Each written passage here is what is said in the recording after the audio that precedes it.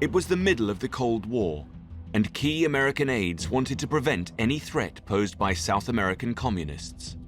There were definitely people in the US administration who were saying, don't give Britain all this stuff. You know, it's more important to us to make sure we don't have communists in our back door in Latin America. But despite resistance from inside the White House, President Reagan accepted a formal invitation from the Queen to visit Great Britain. There was, of course, a danger if you're in the middle of a war that this couldn't take place.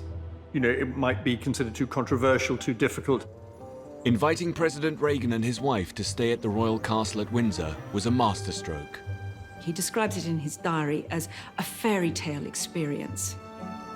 He was really starstruck. It was wonderful. And one of these sort of ironies of history is that, you know, here's this, the most important country in the world, the United States, that deliberately threw off the British monarchy. But no one likes going to the palace more than the US president. It certainly appealed to Ronald Reagan, who had a sort of filmic idea of history.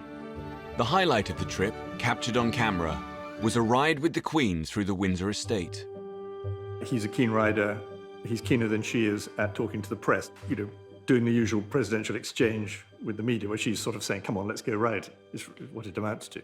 The timing of this expertly choreographed visit with the Queen was perfect, and it swayed the pendulum in Britain's favour.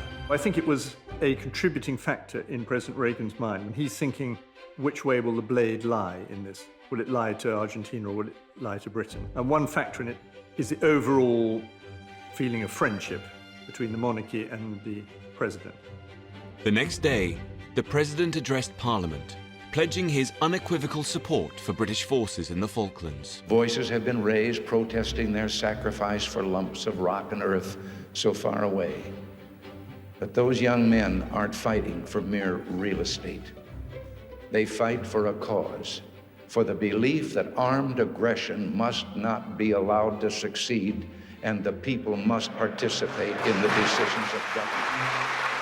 6 days later, Port Stanley was liberated and the sovereignty of the islands restored.